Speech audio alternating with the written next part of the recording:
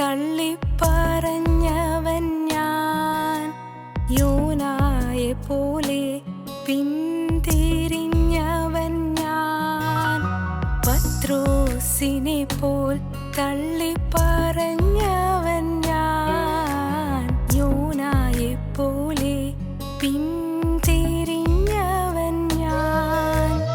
ഏലിയാവെ പോൽ വാടി തളർന്നവൻ ഞാൻ. ഏലിയാവെ പോൽ വാടി തളർന്നവൻ ഞാൻ. എന്നേശുവേ നിൻ പൊന്നു പാദത്തിൽ ഞാൻ എന്താകുന്നുവോ അതായി തന്നെ ഞാൻ. എന്നപ്പനേ നിൻ പൊന്നു പാദത്തിൽ ഞാൻ എന്താകുന്നുവോ അതായി തന്നെ ഞാൻ. എന്നെ മുറ്റും മുറ്റും നൽകുന്നേ. എന്നെ മുറ്റും മുറ്റും നൽകുന്നേ. എന്നെ മുറ്റും മുറ്റും നൽകുന്നേ. ഞങ്ങളോ ക്രൂശിക്കപ്പെട്ട ക്രിസ്തുവിനെ പ്രസംഗിക്കുന്നു. ദൈവ തിരുനാമത്തിന് മഹത്വം ഉണ്ടാകട്ടെ. ദാനിയേൽ പ്രവാചകൻ്റെ പുസ്തകം 6-ാം അധ്യായം 22-ാം വാക്യം. സിംഹങ്ങൾ എനിക്ക് കേടുവരുത്താതിരിക്കേണ്ടതിന് എൻ്റെ ദൈവം തൻ്റെ ദൂതനെ അയച്ച് അവയുടെ വായടച്ചു കളഞ്ഞു. അവൻ്റെ സന്നിധിയിൽ ഞാൻ കുറ്റമില്ലാത്തവൻ. രാജാവേ, തിരുമുമ്പിലും ഞാൻ ഒരു ദോഷവും ചെയ്തിട്ടില്ല എന്ന് ഉണർത്തിച്ചു. ദാനിയേലിന് ദൈവം സംരക്ഷണം നൽകുകയാണ്. പുരാതന ദൈവപുരുഷനായ ദാനിയേലിനെ ദൈവം പരിപാലിക്കുകയാണ്. ദൈവം ദാനിയേലിനെ വിളിച്ചത് ഏറ്റവും പ്രിയപുരുഷ എന്നാണ്. ഏറ്റവും പ്രിയപുരുഷ, ഭയപ്പെടേണ്ട, നിനക്ക് സമാധാനം, ബലപ്പെട്ടിരിക്കുക എന്ന് ജീവനുള്ള ദൈവം ദാനിയേലിനെ ധൈര്യപ്പെടുത്തി. എന്തുകൊണ്ടാണ് ദൈവം ദാനിയേലിനെ അങ്ങനെ അനുഗ്രഹിക്കുകയും വാത്സല്യപൂർവ്വം സംബോധന ചെയ്യുകയും ചെയ്തത് എന്ന് നാം ഒന്നൊന്നായി ചിന്തിച്ച് വരികയാണ്. ദാനിയേലിൻ്റെ ജീവിതത്തിലെ തീരുമാനശക്തി ദൈവത്തെ പ്രസാദിപ്പിച്ചു. യാതൊരു കാരണവശാലും ഞാൻ എന്നെ തന്നെ അശുദ്ധമാക്കുകയില്ല എന്ന് ദാനിയേൽ ഹൃദയത്തിൽ നിശ്ചയിച്ചത് ദൈവത്തെ സന്തോഷിപ്പിച്ചു, ദൈവം പ്രസാദിച്ചു. ദാനിയേലിൻ്റെ ഡിസിഷൻ, പാപം ചെയ്യുകയില്ല എന്ന തീരുമാനം, യൗവനത്തിൻ്റെ ആരംഭത്തിൽ തന്നെ എടുത്ത തീരുമാനം, ജീവിതമാകമാനം ദൈവത്തിൻ്റെ അനുഗ്രഹവും ദൈവത്തിൻ്റെ കൃപയും ദൈവത്തിൻ്റെ നൽവരങ്ങളും ദാനിയേലിൻ്റെ മേൽ പകരുന്നതിന് കാരണമായി തീർന്നു. ദാനിയേലിനെ ദൈവം ഉയർത്തി കൊണ്ടുപോയി. ദൈവസന്നിധിയിൽ തീരുമാനമെടുത്ത ദൈവപുരുഷനെ ദൈവം പ്രൊമോഷൻസ്, പടിപടിയായി ഉയർച്ചകൾ, ഉത്കർഷങ്ങൾ, അഭിവൃദ്ധി നൽകി ദൈവം അനുഗ്രഹിച്ചു. അനുഗ്രഹങ്ങളുടെ സമൃദ്ധി ദാനിയേലിൻ്റെ ജീവിതത്തിൽ ഉണ്ടായി. ദാനിയേൽ ഡേറിയസ് ചക്രവർത്തിയുടെ കാലത്ത് പേർഷ്യൻ സാമ്രാജ്യത്തിലെ 3 പ്രസിഡന്റുമാരിൽ ഒന്നാമനായി പ്രശോഭിച്ചു. കേവലം ഒരു അടിമ യുവാവായി വന്ന് അന്യദേശത്ത് നിന്ന് വന്ന ദാനിയേൽ ബാബിലോണിയയിൽ വന്ന് ജീവിതം ആരംഭിച്ച ദാനിയേൽ, എന്നാൽ പേർഷ്യൻ സാമ്രാജ്യത്തിൻ്റെ കാലമായപ്പോഴേക്കും ഉയർന്നും വളർന്നും ഔന്നത്യത്തിൻ്റെ ഉത്തുംഗ ശൃംഗത്തിലെത്തി. 120 സംസ്ഥാനമുള്ള പേർഷ്യൻ സാമ്രാജ്യത്തിലെ 120 ഗവർണേഴ്സിൻ്റെ മീതെയുള്ള 3 പ്രസിഡന്റുമാരിൽ ഒന്നാമനായി ഉത്കൃഷ്ടമാനസനായ ദാനിയേൽ വിളങ്ങി. ദൈവം ദാനിയേലിനെ ഏറ്റവും പ്രിയപുരുഷ എന്ന് വിളിച്ചു. ദാനിയേലിന് ലഭിച്ച പ്രൊമോഷൻസ്, ദാനിയേലിന് ഈ അനുഗ്രഹങ്ങളെല്ലാം ദൈവം കൊടുത്തപ്പോൾ പൈശാചികൻ അസൂയാലുവായി. എക്കാലത്തും ദൈവത്തിൻ്റെ കൃപ ലഭിച്ച ദൈവമക്കളുടെ മേൽ സാത്താൻ അസൂയയുണ്ട്. ഏദൻ തോട്ടത്തിൻ്റെ സന്തോഷ സമൃദ്ധിയിൽ ഉല്ലസിച്ചിരുന്ന ആദിമ മനുഷ്യനെ നശിപ്പിക്കുന്നതിനും ചതിക്കുന്നതിനും വഞ്ചിച്ച് കൊടുക്കുന്നതിനും ക്ഷയിപ്പിക്കുന്നതിന് വേണ്ടി ഏദൻ തോട്ടത്തിലേക്ക് കടന്നു ചെന്ന പിശാച് എക്കാലത്തും ദൈവത്തിൻ്റെ ജനത്തെ നശിപ്പിക്കുവാനും അവർക്ക് ദൈവം ഒരുക്കുന്നതായ സ്വർഗീയ അനുഗ്രഹത്തിൻ്റെ ബന്ധാവിൽ നിന്ന് വ്യതിചലിപ്പിക്കുവാനും പരിശ്രമിച്ചു കൊണ്ടിരിക്കുകയാണ്. ദാനിയേലിന് കിട്ടിയ ദൈവ അനുഗ്രഹങ്ങൾ കണ്ട് അസൂയാലുവായ സാത്താൻ ചിലരിൽ കൂടി പ്രവർത്തിച്ചു. സാത്താൻ എന്നും മനുഷ്യരിൽ കൂടി തന്നെയാണ് പ്രവർത്തിക്കുന്നത്. സാത്താൻ ഇടം കൊടുക്കുന്ന മനുഷ്യരിൽ കൂടി സാത്താൻ പ്രവർത്തിക്കുന്നു. അങ്ങനെ ജഡപ്രകാരം ജനിച്ചവൻ ആത്മപ്രകാരം ജനിച്ചവനെ പോലെ ഇന്നും കാണുന്നു എന്ന് പിൽക്കാലത്ത് അപ്പോസ്തലനായ പൗലോസ് പറയത്തക്കവണ്ണം ഗലാത്യ ലേഖനം 4-ാം അധ്യായത്തിൽ അപ്പോസ്തലനായ പൗലോസ് പറയുന്ന പ്രകാരം ആത്മാവും ജഡവും തമ്മിലെന്നും യുദ്ധമുണ്ട്. ജഡത്തിൽ ജനിച്ചവരും ജഡത്തിൽ ജീവിക്കുന്നവരും സാത്താൻ്റെ അടിമത്തത്തിലുള്ളവരും ആത്മാവിൽ നിൽക്കുന്നവരുമായി എന്നും യുദ്ധമുണ്ട്. ജഡപ്രകാരം ജനിച്ചവൻ ആത്മപ്രകാരം ജനിച്ചവനെ ഉപദ്രവിച്ചതുപോലെ ഇന്നും കാണുന്നു എന്നാണ് ഗലാത്യ ലേഖനത്തിൽ അപ്പോസ്തലനായ പൗലോസ് പറയുന്നത്. ജഡപ്രകാരം ജനിച്ച ഇസ്മായേൽ ആത്മപ്രകാരം ജനിച്ച ഇസ്ഹാക്കിനെ ഉപദ്രവിച്ചു കൊണ്ടിരുന്നു. അത് ഇന്നും കാണുന്നെന്നാണ് അപ്പോസ്തലൻ പറയുന്നത്. ഇന്നും അതുണ്ട്. ആത്മാവിൽ നിൽക്കുന്ന ദൈവമക്കളെ അസൂയയോടുകൂടിയും സ്പർദ്ധയോടുകൂടിയും വൈരാഗ്യത്തോടുകൂടിയും നോക്കുക എന്നുള്ളത് സാത്താൻ്റെ സ്വഭാവമാണ്. അങ്ങനെ ആ പേർഷ്യൻ സാമ്രാജ്യത്തിലെ ഉന്നതന്മാരായ പ്രസിഡന്റ്മാരെയും ഗവർണർമാരെയും ഭരണാധികാരികളെയും എല്ലാം ഉപയോഗിച്ച് ദാനിയേലിനെതിരെ അവർ ഗൂഢാലോചന ചെയ്തു. ദാനിയേലിനെ കൊടുക്കുവാൻ ശ്രമിച്ചു. ആ ഗൂഢാലോചനയിൽ അതിൽ ദാനിയേൽ തകർന്നില്ല. ദൈവം ദാനിയേലിനെ പ്രൊട്ടക്റ്റ് ചെയ്തു. ദാനിയേലിനെ ഈ ഭൂമിയിൽ നിന്ന് മാറ്റുവാനാണ് പൈശാചികൻ ഉദ്യമിച്ചത്. ആ ദുഷ്ടമനുഷ്യരുടെ പരിശ്രമം അതായിരുന്നു. ദാനിയേലിനെ തകർത്ത് കളയുക, ദാനിയേലിനെ നശിപ്പിച്ച് കളയുക. ദൈവത്തിന് സ്തോത്രം. പിശാചെന്നും ഇങ്ങനെ സാത്താന്യ മനുഷ്യരെ ഉപയോഗിച്ച് ദൈവജനത്തെ തെറ്റിക്കുകയും ഭീഷണിപ്പെടുത്തുകയും ഭയപ്പെടുത്തുകയും വീഴിക്കുകയും ചെയ്യുവാൻ ശ്രമിക്കുന്നു.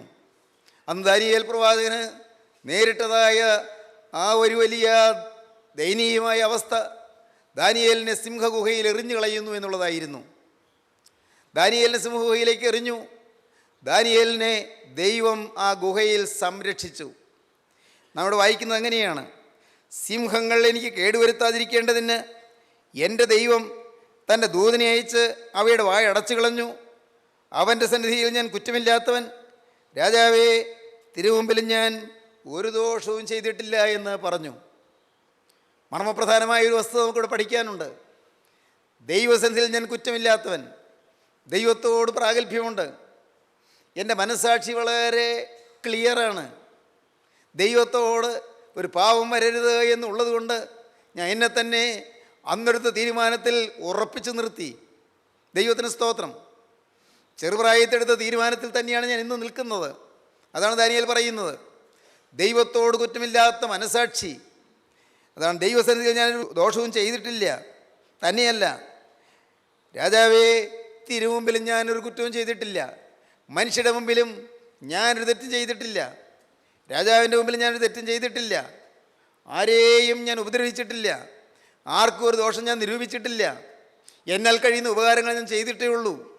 രാജാവേ, ഞാൻ തിരുമുമ്പിലും ദോഷം ചെയ്തിട്ടില്ല, ദൈവസന്നിധിയിലും കുറ്റമൊന്നും ചെയ്തിട്ടില്ല. പ്രിയപ്പെട്ടവരെ, ഈ വാക്യത്തിൻ്റെ അനുരണനം മാറ്റൊലി നാം അപ്പോസ്തല പ്രവൃത്തികളിൽ കാണും. അപ്പോസ്തല പ്രവൃത്തിയിൽ 24-ാം അധ്യായം 16-ാം വാക്യത്തിൽ അപ്പോസ്തലനായ പൗലോസ് ഒരു വിസ്താര രംഗത്ത് നിൽക്കുകയാണ്. തെർത്തുല്ലോസ് എന്ന വ്യവഹാരജ്ഞൻ്റെ മുൻപിൽ, ഒരു വലിയ അഡ്വക്കറ്റിൻ്റെ മുമ്പിൽ നിന്ന് അപ്പോസ്തലനായ പൗലോസ് പറയുകയാണ്. അപ്പോസ്തല പ്രവൃത്തി 24-16. അതുകൊണ്ട് എനിക്ക് ദൈവത്തോടും മനുഷ്യരോടും കുറ്റമില്ലാത്ത മനസ്സാക്ഷി എല്ലായ്പ്പോഴും ഉണ്ടായിരിക്കാൻ ഞാൻ ശ്രമിക്കുന്നു. അതുകൊണ്ട് എനിക്ക് ദൈവത്തോടും മനുഷ്യരോടും കുറ്റമില്ലാത്ത മനസ്സാക്ഷി എല്ലായ്പ്പോഴും ഉണ്ടായിരിക്കാൻ ഞാൻ ശ്രമിക്കുന്നു. അപ്പോസ്തലനായ പൗലോസ് പറയുകയാണ്, ദൈവത്തോട് കുറ്റമില്ലാത്ത മനസ്സാക്ഷി, മനുഷ്യരോടും കുറ്റമില്ലാത്ത മനസ്സാക്ഷി. മനസ്സറിഞ്ഞ് അരുതാത്തത് ദൈവത്തിന് വിരോധമായും മനുഷ്യർക്ക് വിരോധമായും ഞാൻ ചെയ്തിട്ടില്ല. എൻ്റെ ജീവിതത്തിൽ എനിക്ക് ദൈവം തന്ന കാഴ്ചപ്പാടതാണെന്ന് പൗലോസ് ലീഹ പറയുന്നത്. അപ്പോസ്തലൻ്റെ ജീവിതത്തിൽ ആ ഉറപ്പ് കിട്ടിയിരുന്നു. ദൈവത്തോട് കുറ്റമില്ലാത്ത മനസാക്ഷി, മനുഷ്യരോടും കുറ്റമില്ലാത്ത മനസാക്ഷി. സ്നേഹിതരെ, ഞാൻ കുടുംബജീവിതത്തോട് ബന്ധപ്പെടുത്തി വീണ്ടും വീണ്ടും പറയട്ടെ, നമ്മുടെ കുടുംബങ്ങളിൽ കുറ്റമില്ലാത്ത മനസാക്ഷിയുള്ളവരായിട്ടാണോ നിൽക്കുന്നത്?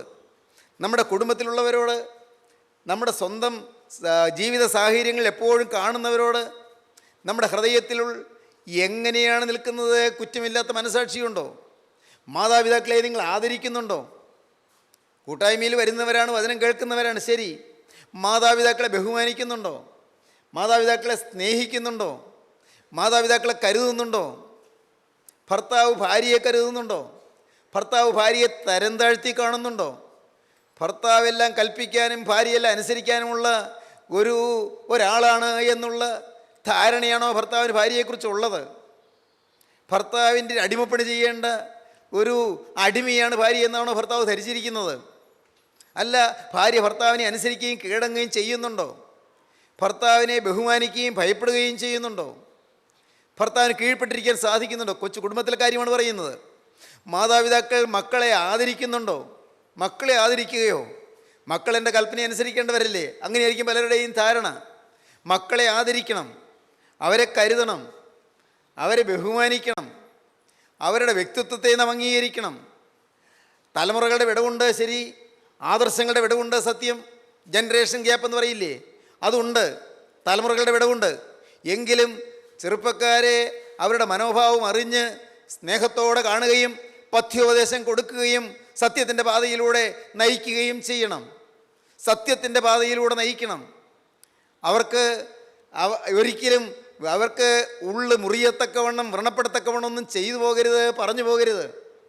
ഓർക്കുക, ഇനി ഒരു പടി കൂടി കടന്ന് സമൂഹത്തിലേക്ക് കടക്കാം. നമ്മുടെ ജീവിതത്തിൽ നാം ബന്ധപ്പെട്ടു പോകുന്ന ആളുകളുമായി നമ്മുടെ പെരുമാറ്റങ്ങൾ എങ്ങനെ? ദൈവത്തോടും മനുഷ്യരോടും കുറ്റമില്ലാത്ത മനസാക്ഷിയുള്ളവരായിട്ടാണോ നാം നിൽക്കുന്നത്? ദാനിയേൽ പറയുകയാണ്, എനിക്ക് ദൈവം സംരക്ഷണം തന്നു. കാരണം ഇതാണ് രാജാവേ. രാജാവ് അതിരാവിലെ വന്ന് ദാനിയേലിനെ വിളിക്കുകയാണ്. അത്യുന്നതനായ ദൈവത്തിൻ്റെ ദാസനായ ദാനിയേലേ, നിന്റെ ദൈവം സിംഹങ്ങളുടെ വായിൽ നിന്ന് നിന്നെ രക്ഷിപ്പാൻ പ്രാപ്തനായോ എന്നാണ് ചോദിക്കുന്നത്. ദാനിയേലിൻ്റെ മറുപടി ഇതാണ്, ഞാൻ രാജാവിനോട് തെറ്റൊന്നും ചെയ്തിട്ടില്ല, തിരുമുമ്പിൽ ദോഷമൊന്നും ചെയ്തിട്ടില്ല, ഞാൻ ഈ ഭൂമിയിൽ മനുഷ്യരോടും ഒരു ദോഷവും ചെയ്തിട്ടില്ല, എനിക്ക് നല്ല പ്രാഗൽഭ്യമുണ്ട്. അതുകൊണ്ട് സ്വർഗത്തിലെ ദൈവം തൻ്റെ ദൂതനെ അയച്ച് എന്നെ വിടുവിച്ചു. ദൈവത്തിന് സ്തോത്രം. സഹോദരങ്ങളെ, നിങ്ങൾക്ക് ദൈവീക സംരക്ഷണം വേണമോ? കുറ്റമില്ലാത്തവരായി നിൽപ്പീൻ, തെറ്റ് പറ്റാത്തവരായി നിൽപ്പീൻ. വ്യക്തമായും ഹൃദയം കാണുന്ന ദൈവം നോക്കുമ്പോൾ മനുഷ്യരോടും ദൈവത്തോടും കുറ്റമില്ലാത്ത വിധത്തിലാണ് നാം നിൽക്കുന്നത്. ദൈവം കാണട്ടെ. നമ്മുടെ ഹൃദയത്തിൽ നിർമ്മലമായ സ്നേഹം നമ്മുടെ സഹജീവികളോട് നമുക്കുണ്ടോ? അവരുടെ വേദനയിൽ പങ്കുചേരാനുള്ള മനസ്സ് നമുക്കുണ്ടോ? ഒരു ശൈലിയുണ്ട്, pain with the pain of the pained. എന്താണ് അതിൻ്റെ അർത്ഥം? വേദനിക്കുന്നവരുടെ വേദനയിൽ പങ്കുചേർന്ന് വേദനിക്കുക. To pain with the pain of the pained. വേദനിക്കുന്നവർ, മനസ്സ് വ്രണപ്പെട്ടവർ, ജീവിതം തകർന്നു പോയവർ, അവരുടെ വേദനയിൽ പങ്കുചേർന്ന് വേദനിക്കാൻ നമുക്ക് സാധിക്കുന്നെങ്കിൽ അതൊരു അനുഗ്രഹമാണ്. അത് ക്രിസ്തുവിൻ്റെ മനസ്സാണ്. ക്രിസ്തു എന്നും ആർദ്രതയുള്ളവനായിരുന്നു, ക്രിസ്തു എന്നും കരുണയുള്ളവനായിരുന്നു, ക്രിസ്തു എന്നും സ്നേഹമുള്ളവനായിരുന്നു, ക്രിസ്തു എന്നും സഹതാപമുള്ളവനായിരുന്നു, ക്രിസ്തു വേദനിക്കുന്നവരുടെ വേദനയെ ആറ്റി അകറ്റുന്നവനായിരുന്നു. നാം ആ മനസ്സുള്ളവരായി തീരണം. ഇവിടെ നാം കണ്ടത് എന്താണ്? സിംഹങ്ങൾ എനിക്ക് കേടുവരുത്താതിരിക്കേണ്ടതിന് എൻ്റെ ദൈവം തൻ്റെ ദൂതനെ അയച്ച് അവയുടെ വായ അടച്ചു കളഞ്ഞു. അവൻ്റെ സന്നിധിയിൽ ഞാൻ കുറ്റമില്ലാത്തവൻ. രാജാവേ, തിരുമുമ്പിലും ഞാൻ ഒരു ദോഷവും ചെയ്തിട്ടില്ല എന്ന് ഉണർത്തിച്ചു. ദാനിയേൽ സിംഹഗുഹയിലേക്ക് എറിയപ്പെട്ടപ്പോൾ തന്നെ സ്വർഗത്തിലെ ദൈവം ദൂതന്മാരോട് കൽപ്പിച്ചു, വേഗം സിംഹഗുഹയിലേക്ക് ഇറങ്ങിച്ചെല്ലുവീൻ. സിംഹങ്ങളുടെ ഗുഹയിൽ ദൈവത്തിന് ദൂതൻ വന്ന് നിൽക്കുകയാണ്. പ്രിയപ്പെട്ടവരെ, നാം വായിക്കുന്നത് എങ്ങനെയാണ്? എൻ്റെ ദൈവം തൻ്റെ ദൂതനെ അയച്ച് അവയുടെ വായടച്ചു കളഞ്ഞു. ദാനിയേൽ ആ സിംഹങ്ങൾ അമറിക്കൊണ്ടിരുന്നപ്പോൾ ഗർജിക്കാൻ വയ്യ, ഞരങ്ങിക്കൊണ്ട് നിൽക്കുകയാണ്, ചാടി വീഴാൻ ഒരുങ്ങി നിൽക്കുകയാണ്. അവയ്ക്ക് വായി തുറക്കാൻ പറ്റുന്നില്ല. ദാനിയേൽ അമ്പരപ്പോടെ നോക്കി. ദാനിയേൽ കണ്ണിറുക പൂട്ടി അടച്ചു. ദാനിയേൽ അപ്പോൾ കാണുന്നത് ദൈവത്തിൻ്റെ ദൂതൻ സിംഹങ്ങളുടെ വായ ഇങ്ങനെ അടച്ചു പിടിച്ചിരിക്കുന്നതാണ്. ഓർക്കുക, സിംഹങ്ങളുടെ വായടയ്ക്കുന്നവൻ, ശത്രുവിൻ്റെ ഉദ്യമങ്ങളെ തടുക്കുന്നവൻ, ദുഷ്ടൻ്റെ തന്ത്രങ്ങൾ മെനഞ്ഞു വരുന്ന സമയങ്ങളിൽ അവൻ്റെ തന്ത്രങ്ങളെ തടുത്തു നിർത്തുന്നവൻ, അനർത്ഥം ചെയ്യാതെ നമ്മെ കാക്കുന്നവൻ, പാപത്തിൽ വീഴാതെ നമ്മെ സൂക്ഷിക്കുന്നവൻ, ശത്രുവിൻ്റെ പോരാട്ടങ്ങളുടെയും ആക്രമണങ്ങളുടെയും മുന്നിൽ പതാതെ നിൽക്കുവാൻ നമുക്ക് ധൈര്യം തരുന്നവൻ. സ്വർഗത്തിലെ ദൈവം ശക്തനായ ദൈവമാണ്, സർവ്വവല്ലഭനായ ദൈവമാണ്. ഈ പോരാട്ട ജീവിതത്തിൽ, പൈശാചിനോടുള്ള പോരാട്ടമുള്ള ഈ ജീവിതത്തിൽ, നമ്മെക്കുറിച്ച് അനേകം തെറ്റിദ്ധാരണകൾ പരക്കുന്ന ഈ ലോക ജീവിതത്തിൽ ആരോടും കയ്പില്ലാതെ, ആരോടും പകയില്ലാതെ, എതിരാളികളോട് പോലും വൈരുദ്ധ്യമില്ലാതെ, കാരണമില്ലാതെ നമ്മെ എതിർക്കുന്നവരോട് പോലും ഒരു പരിഷതയുമില്ലാതെ നിൽക്കുവാൻ സാധിക്കണമെങ്കിൽ ക്രിസ്തുവിൻ്റെ ആത്മാവ് ഉള്ളത്തിൽ വസിക്കണം. ദൈവത്തിന് സ്തോത്രം. അതാണ് ക്രിസ്തുവിൻ്റെ മനസ്സെന്ന് പറയുന്നത്. ദൈവം തൻ്റെ ദൂതനെ അയച്ചു. 34-ാം സങ്കീർത്തനത്തിൽ ദാവീദ് പാടി, യഹോവയുടെ ദൂതൻ അവൻ്റെ ഭക്തന്മാരുടെ ചുറ്റും പാളയമിറങ്ങി അവരെ വിടുവിക്കുന്നു. ദൈവത്തിന് സ്തോത്രം. യഹോവയുടെ ദൂതൻ തൻ്റെ ഭക്തന്മാരുടെ ചുറ്റും പാളയമിറങ്ങി അവരെ വിടുവിക്കുന്നു. ഭക്തന്മാരുടെ ചുറ്റും പാളയമിറങ്ങി വിടുവിക്കുന്ന ഒരു ദൈവമുണ്ട്, തൻ്റെ ദൂതനെ അയക്കുന്ന ദൈവമുണ്ട്. ദൈവത്തിന് സ്തോത്രം. It was the morning of deliverance. അത് വിടുതലിൻ്റെ പ്രഭാതമായിരുന്നു. ദൈവത്തിന് സ്തോത്രം. വിടുതലിൻ്റെ പ്രഭാതം. എൻ്റെ കരുണയുള്ള കർത്താവിന് സ്തോത്രം. എൻ്റെ പ്രിയപ്പെട്ടവരെ, സ്വർഗത്തിലെ ദൈവം വിടുതലിൻ്റെ പ്രഭാതവും വിടുതലിൻ്റെ രാത്രിയാമങ്ങളും നമുക്ക് തരട്ടെ. ഡിവോഷൻ്റെ രാത്രി നമുക്ക് തരട്ടെ. ധ്യാനത്തിൻ്റെയും പ്രാർത്ഥനയുടെയും ദൈവസന്നിധിയിലുള്ളതായ ജാഗരണത്തിൻ്റെയും വൈകുന്നേരങ്ങൾ നമുക്ക് തരട്ടെ. ദൈവത്തിന് സ്തോത്രം. Devotion, it was the knight of devotion, it was the morning of deliverance. അത് വിടുതലിൻ്റെ പ്രഭാതമായിരുന്നു. രാത്രി ഡിവോഷൻ്റെ രാത്രിയാണെങ്കിൽ, രാത്രി ധ്യാനത്തിൻ്റെ രാത്രിയാണെങ്കിൽ, രാത്രി പ്രാർത്ഥനയുടെ രാത്രിയാണെങ്കിൽ പ്രഭാതത്തിൽ വിടുതൽ ലഭിക്കുകയാണ്. It is the morning of deliverance, വിടുതലിൻ്റെ പ്രഭാതം. ഇന്ന് ഈ വാക്കുകളെ കേട്ടുകൊണ്ടിരിക്കുമ്പോൾ നിങ്ങൾക്ക് എത്ര പേർക്ക് പൈശാചിക ബന്ധനത്തിൽ നിന്ന് വിടുതൽ കിട്ടണമെന്ന് ആഗ്രഹമുണ്ട്? സാത്താൻ അനേകരെ കൂച്ചുവലം കിട്ടിരിക്കുകയാണ്. അവയവങ്ങളെ കൂച്ചുവലം കിട്ടിരിക്കുന്നവരെ ഒരുപക്ഷെ ഈ വാക്കുകളെ കേൾക്കുന്നുണ്ടാകും. പിശാചിൻ്റെ കൂച്ചുവിലങ്ങുകൾ, പിശാചിൻ്റെ ഇരുമ്പോടാമ്പലുകളെ ഖണ്ഡിക്കുവാൻ ക്രിസ്തുവിന് കഴിയും. ദൈവത്തിന് സ്തോത്രം. പിശാചിൻ്റെ ഇരുമ്പോടാമ്പലുകൾ ഖണ്ഡിക്കുന്നവൻ എന്നാണ് സങ്കീർത്തനക്കാരൻ 107-ാം സങ്കീർത്തനത്തിൽ പറയുന്നത്. സാത്താൻ്റെ ഇരുമ്പോടാമ്പലുകളെ തകർക്കുന്നു. ദൈവത്തിന് സ്തോത്രം. ചങ്ങലക്കെട്ടുകളെ തകർക്കുന്നു. പൈശാചികനെ വിഭ്രമിപ്പിക്കത്തക്കവണ്ണം സ്വർഗത്തിന് ദൈവം അത്ഭുതം പ്രവർത്തിക്കുന്നു. ദൈവത്തിൻ്റെ വലിയ നാമം മഹത്വപ്പെടട്ടെ. സ്നേഹിതരെ, നിങ്ങൾ ഈ ദൈവത്തിൽ ആശ്രയിക്കുമോ? നിങ്ങളുടെ ബന്ധനങ്ങൾ അവൻ അഴിച്ചു തരും.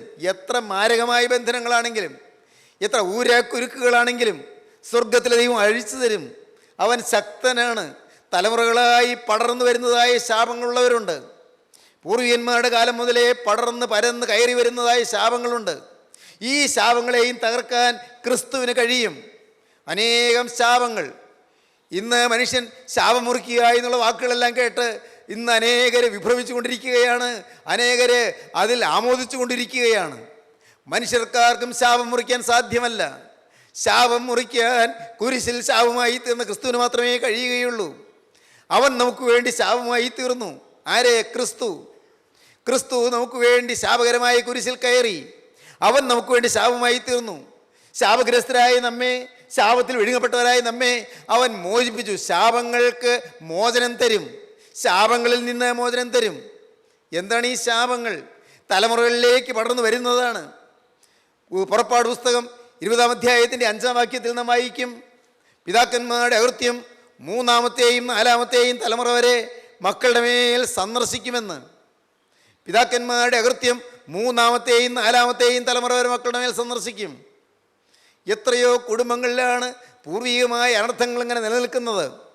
അത് ഇങ്ങനെ തലമുറകളായി പകർന്നു വന്നിരിക്കുകയാണ്. എന്നാൽ നിങ്ങൾ ഒറ്റയ്ക്കൊരാൾ ക്രിസ്തുവിന് പൂർണ്ണമായി നിങ്ങൾ വിട്ടുകൊടുത്താൽ, പൂർണ്ണമായി നിങ്ങളെ തന്നെ സമർപ്പിച്ചാൽ ഈ തലമുറകളുടെ ശാപം മാറും. പ്രിയപ്പെട്ടവരെ, അവിടെ വേറെ ആരെങ്കിലും വന്ന് ശാപം മുറിക്കുകയല്ല, ആരെങ്കിലും ഒന്ന് നിങ്ങളുടെ ജീവിതത്തിൽ ഏതെങ്കിലും അത്ഭുതം പ്രവർത്തിക്കുകയല്ല. നിങ്ങളെ തന്നെ നിങ്ങൾ ക്രിസ്തുവിന് സമർപ്പിക്കുമ്പോൾ, ജീവൻ്റെ വചനം കേട്ട് നിങ്ങളുടെ ജീവിതം ക്രിസ്തുവിന് കൊടുക്കുമ്പോൾ, മുഴുവനായി ക്രിസ്തുവിന് നിങ്ങളെ വേർതിരിക്കുമ്പോൾ, completely and perfectly set apart for Christ, ക്രിസ്തുവിന് വേണ്ടി ജീവിതം മുഴുവനായി വേർതിരിക്കുമ്പോൾ, അപ്പോൾ നിങ്ങൾക്ക് ലഭിക്കുന്നത് ആബ്സല്യൂട്ട് സറണ്ടർ, സമ്പൂർണ്ണമായ സമർപ്പണം നിങ്ങൾക്ക് വരുമ്പോൾ അപ്പോഴാണ് ഈ അനുഗ്രഹം നിങ്ങൾക്ക് ലഭിക്കുന്നത്. എൻ്റെ സ്നേഹിതരെ, ഇന്ന് ഈ വാക്കുകളെ കേട്ടുകൊണ്ടിരിക്കുമ്പോൾ നിങ്ങൾക്ക് ക്രിസ്തുവിനായി നിങ്ങളെ തന്നെ സമർപ്പിക്കാം. അത് നിങ്ങൾ ചെയ്യേണ്ട കാര്യമാണ്, നിങ്ങൾ സ്വന്തമായി ചെയ്യേണ്ട കാര്യമാണ്. കരപൂരണ യാഗമാണ്, അതൊരു ദഹനയാഗമാണ്, അതൊരു പാനീയയാഗമാണ്, അതൊരു പാപയാഗമാണ്. പ്രിയപ്പെട്ടവരെ, ജീവനുള്ള ദൈവത്തിൻ്റെ സന്നിധിയിലുള്ളതായ ഹോമയാഗമാണ്, അതൊരു അകൃത്യയാഗമാണ്. ദൈവത്തിന് സ്തോത്രം. എന്താണ് ഈ പറഞ്ഞത്? തന്നെ യാഗമായി അർപ്പിക്കുക. സങ്കീർത്തനക്കാരൻ 50 സങ്കീർത്തനത്തിൽ പാടി, യാഗം കഴിച്ച് എന്നോട് നിയമം ചെയ്തവരായ എൻ്റെ വിശുദ്ധന്മാർ എൻ്റെ അടുക്കൽ കൂട്ടുവീൻ. വിശുദ്ധന്മാർ കൂടി വരട്ടെ, യാഗം കഴിച്ചവർ കൂടി വരട്ടെ, ദൈവത്തോട് നിയമം ചെയ്തവർ കൂടി വരട്ടെ. പ്രിയപ്പെട്ടവരെ, അപ്പോൾ നിങ്ങളുടെ മേൽ അനുഗ്രഹങ്ങൾ വരും. ദൈവം നിങ്ങൾക്ക് സംരക്ഷണം തരും. ദൈവം നിങ്ങളെ അനുഗ്രഹിക്കും. ദൈവം നിങ്ങളുടെ കുടുംബങ്ങളെ അനുഗ്രഹിക്കും, നിങ്ങളുടെ തലമുറകളെ അനുഗ്രഹിക്കും. നന്മകൾ നിങ്ങളുടെ മേൽ വന്നു ചേരും. അതിന് നിങ്ങൾക്കിപ്പോൾ താല്പര്യമുണ്ടോ? എങ്കിൽ നിങ്ങൾക്ക് നിങ്ങളെ തന്നെ സമർപ്പിക്കാം. നിങ്ങളുടെ ജീവിതം ക്രിസ്തുവിൻ്റെ കുരിശിൻ ചുവട്ടിലേക്ക് അർപ്പിക്കാം. കുരിശിൽ ചൊരിഞ്ഞ തിരുരക്തത്തിൻ്റെ ഒരു തുള്ളി നിങ്ങളുടെ നെറ്റിമേൽ പതിച്ച് നിങ്ങൾക്ക് മോചനം തരട്ടെ. It is the morning of deliverance. അത് വിടുതലിൻ്റെ പ്രഭാതമായി മാറട്ടെ. It is the knight of devotion. അത് ധ്യാനത്തിൻ്റെയും ജാഗരണത്തിൻ്റെയും രാത്രിയായി തീരട്ടെ. ഇപ്പോൾ നിങ്ങൾ സമർപ്പിക്കുമ്പോൾ ഇപ്പോൾ തന്നെ ക്രിസ്തുവിൻ്റെ തിരുരക്തം നിങ്ങളുടെ നെറ്റിയിൽ വന്ന് പതിയട്ടെ. നിങ്ങളുടെ മേൽ ആത്മാവ് ഇറങ്ങട്ടെ. പരിശുദ്ധ റൂഹ നിങ്ങളുടെ മേൽ ആവസിക്കട്ടെ. വെള്ളപ്രാക്കൾ പറന്നു വരട്ടെ. വെള്ളപ്രാക്കൾ ഉല്ലസിച്ച് പറന്നു വരട്ടെ. പ്രാവ് കുറുകി കുറുകി കരഞ്ഞ് പറന്നുകൊണ്ടുവന്ന് നിങ്ങളുടെ മേൽ പൊരിഞ്ഞിരിക്കട്ടെ. നിങ്ങളെ അനുഗ്രഹിക്കട്ടെ. നിങ്ങളുടെ ജീവിതത്തിലെ പാപങ്ങൾ മാറ്റട്ടെ, ശാപങ്ങൾ മാറ്റട്ടെ, അകൃത്യങ്ങൾ ക്ഷമിക്കട്ടെ, നിങ്ങളുടെ ജീവിതം ഭാസുരമാക്കട്ടെ. നമുക്ക് പ്രാർത്ഥിക്കാം. കാരുണ്യവാനായ സ്വർഗീയ പിതാവേ, ഈ മനോഹരമായ സമയത്തിനായി ഞങ്ങൾ നിന്നെ സ്തുതിക്കുന്നു. ജീവന്റെ അരുളപ്പാടുകൾക്കായി ഞങ്ങൾ നിന്നെ സ്തുതിക്കുന്നു. ജനത്തെ അനുഗ്രഹിക്കണമേ. നാനാദേശങ്ങളിൽ ഈ വചനം കേൾക്കുന്ന എല്ലാവരെയും അവിടെ നിന്ന് അനുഗ്രഹിക്കണമേ. അവരുടെ മേൽ തൃക്കരം വയ്ക്കണമേ. ക്രിസ്തു യേശുവിന്റെ തിരുരക്തം പാപക്കറകൾ കഴുകണമേ. ക്രിസ്തുവിന്റെ സന്നിധിയിൽ സമർപ്പിക്കുവാനുള്ള വാഞ്ച കൊണ്ടും സമർപ്പണം കൊണ്ട് തന്നെ മക്കളുടെ ഉള്ളങ്ങളെ നിറയ്ക്കണമേ. കർത്താവേ, രോഗങ്ങൾ മാറ്റണമേ, ബാധകൾ മാറ്റണമേ, ശാപങ്ങൾ നീക്കണമേ, കുടുംബദോഷങ്ങൾ നീക്കണമേ. എല്ലാവരെയും അനുഗ്രഹിക്കണമേ. യേശു ക്രിസ്തുവിൻ്റെ പരിശുദ്ധമായ നാമത്തിൽ തന്നെ. ആമീൻ. ഹല്ലേലൂയ.